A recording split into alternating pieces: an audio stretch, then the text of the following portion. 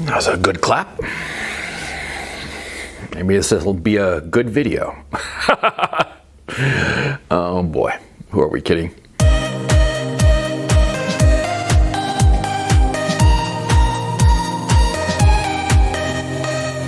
There's this crazy notion that men and women are interchangeable, indistinguishable the one from the other. There's this notion, foolish, incredibly foolish, that parents are a mother, a father, it's all the same, And that's why, lesbian couples and homosexual couples adopting children or having children of their own somehow, that's perfectly reasonable because, they're all the same. They're all interchangeable, Men and women, there's no difference between them. Men and women, there's no difference between them. What utter and complete bullshit, right?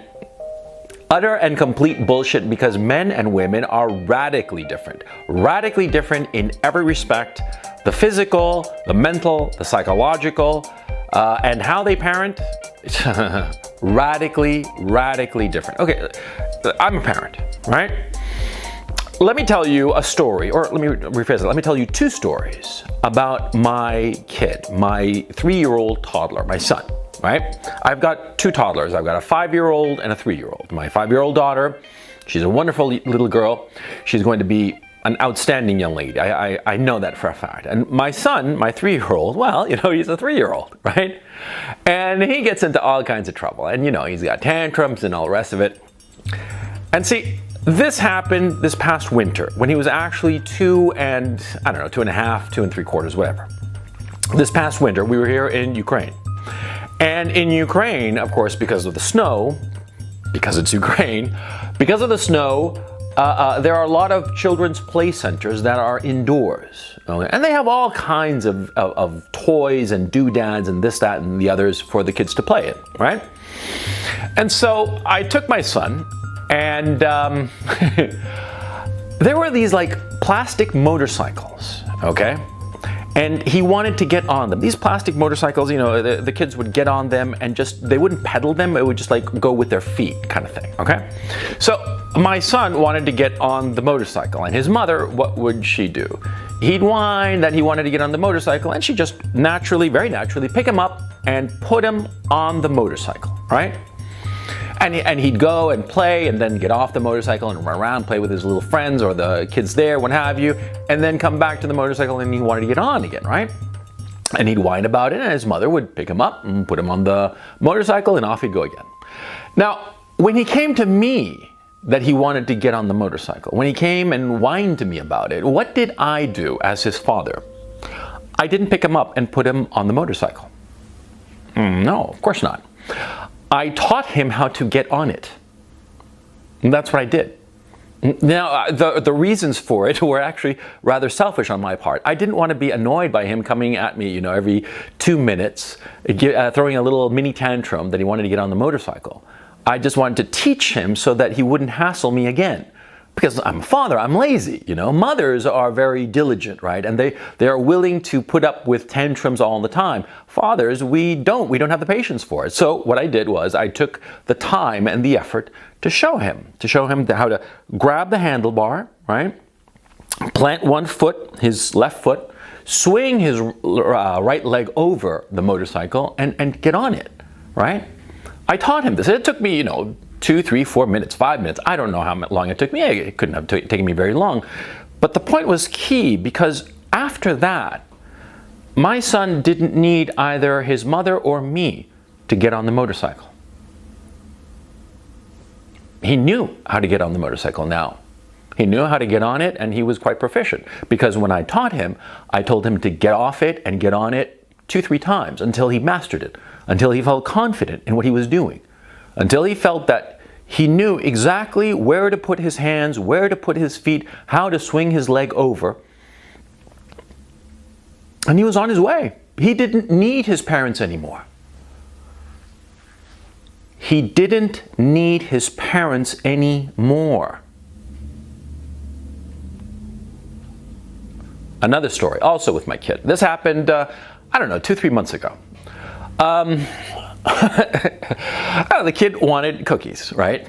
Of course, kids want cookies, right? The one with the chocolate chips in them and all the rest of it, right? Okay, so he wants cookies, but they're in a cupboard, okay, high up on the kitchen, right?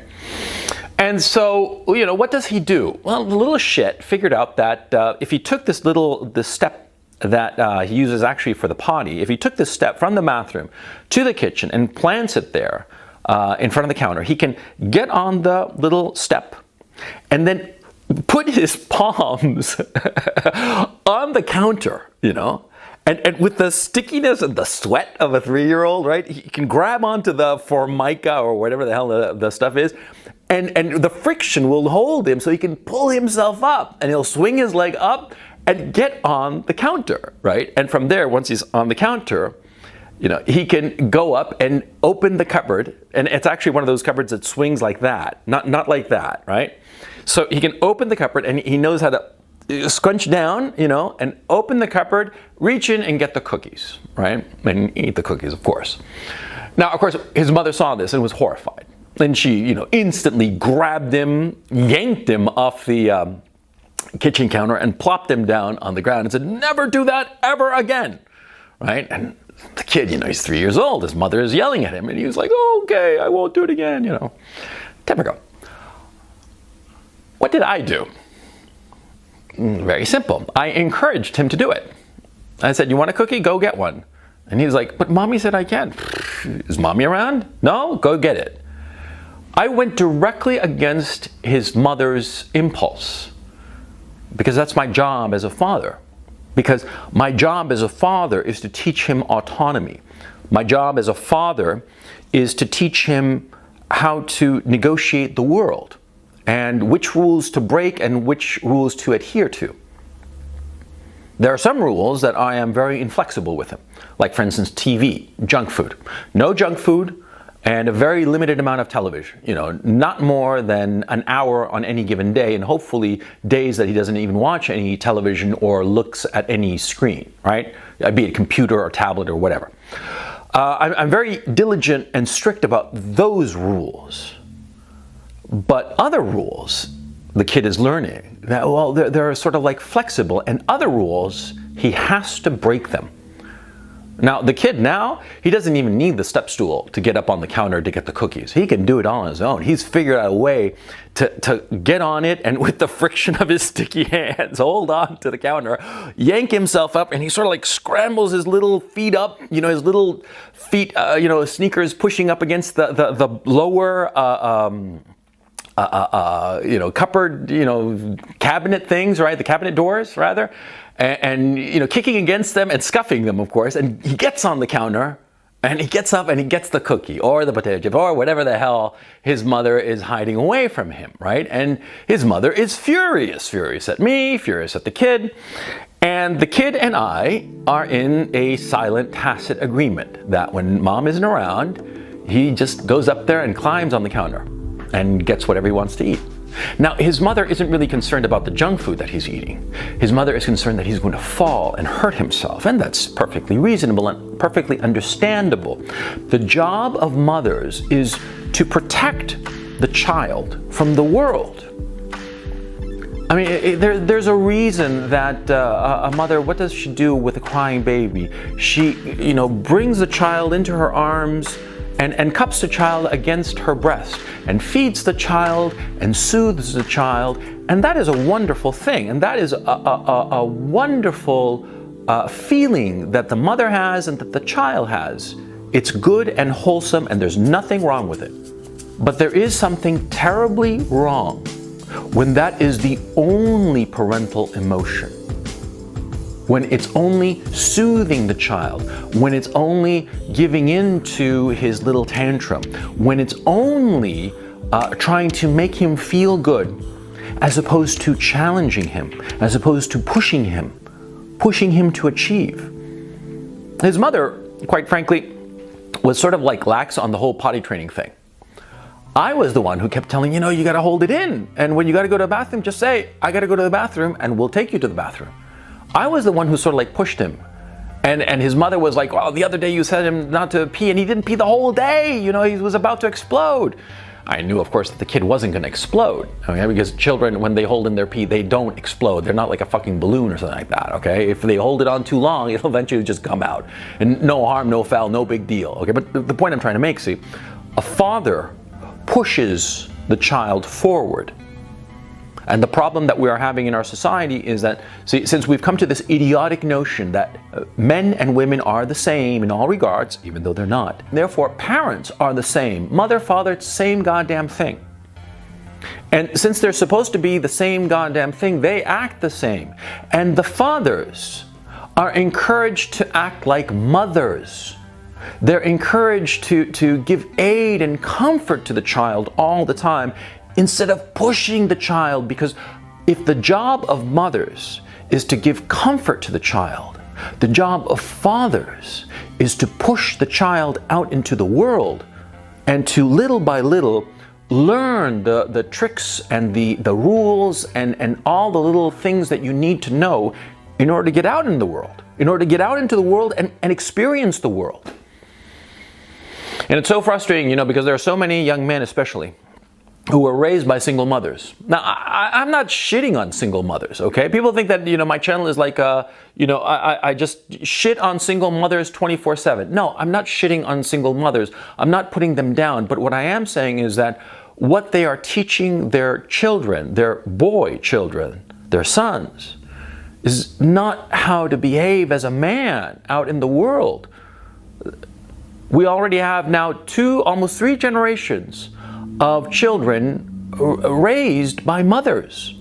And these men are weak because they haven't been taught, they haven't been pushed forward and encouraged to interact with the world, to go out there and take their lumps and take their scrapes and perhaps fall down and get up and do it again, try again. No. They have been comforted relentlessly by their mothers. And you say, well, what's wrong with that? There's nothing wrong with that. But if it's the only parenting that the child receives, if it's the only education that the boy receives, then that boy is going to turn out weak. He's going to turn out weak and not able to handle himself in the world. Why do you think that there are so many young people today, especially men, who live with their parents, who live at home, in the home that they grew up in? They live in their old room that's still decorated like they were 12 years old. What the hell is that all about? That's fucking crazy. It is. It's fucking crazy. And what's going on? It's because the mothers of these children, the mothers of these boy men, they keep indulging them. They keep indulging them and telling them, oh, what do you want, or whatever. And sometimes these mothers get very resentful because at their core, these single mothers or these parents where both the father and the mother acted like mothers, well, these parents grow resentful of their child because they recognize that their child is not capable of fending for himself. But the problem is that it's not really the kid's fault, or it is to an extent, but it's as much the kid's fault as the parents, as the single mother, because the kid was not encouraged and pushed to engage with the world the way a father, a real father, does. I'm so glad that my kid, 3 years old, he stands up to his mother and breaks the rules and goes up and climbs and gets the fucking cookie or the chips or whatever the hell he wants. I'm so glad. Because he's breaking a rule, but he's learning autonomy. He is learning how to fend for himself. He's learning how to go out there and get what he wants without help from anybody. That's a man. The little shit is like 3 years old. He gets up to barely my waist, right? He's 3 years old, but he's already a little man, And he is. Because when he decides on something, he goes and gets it. At first, he whines to his mother, which is the natural thing. He whines and says, Mommy, I want this, blah, blah, blah. And then when his mother says no, he decides, fuck it, I'm gonna go and get it. And he gets it. A couple of times he's like basically shoplifted some shit from the supermarket, although he is too small to recognize the concept of shoplifting. He wasn't really stealing, he just took things that he wanted. And we were like, holy shit, what the hell is he doing? And we had to return it. It was kind of funny. It was very funny, actually. But the point, which is a great point, that the kid decides, I want this. I am going to get it. If mommy won't give it to me, I'll just take it. Good man, good man. I'm very proud of my son, Little shit, 3 years old, he's cool. He's a cool little shit. He's a cool and tough little guy, right? And of course he throws his tantrums, and of course he wants his mommy, and he's scared of the dark, and some commercials on TV, some of them scare the shit out of him, right? Because he's 3, it's perfectly normal, it's lovely, it's beautiful, right? But the thing is, see, what I'm so happy is that I'm fulfilling my obligation as his father. I am teaching him how to be independent. Single mothers, I have no doubt in my mind, they love their children, they love their sons, and they want their sons to be independent and strong. But the problem is that these single mothers raise these boys, didn't raise them, just tied them up to their apron strings. That's the problem. They tied them up to the apron strings, and then when these boys are in their 20s, in their 30s, even in their 40s, for crying out loud, they still depend on their mother. Because our society has decided that, fathers don't matter. And the fathers who try to impose a little bit of discipline, a little bit of independence in their sons, a little bit of gumption in them, what happens? They're knocked down.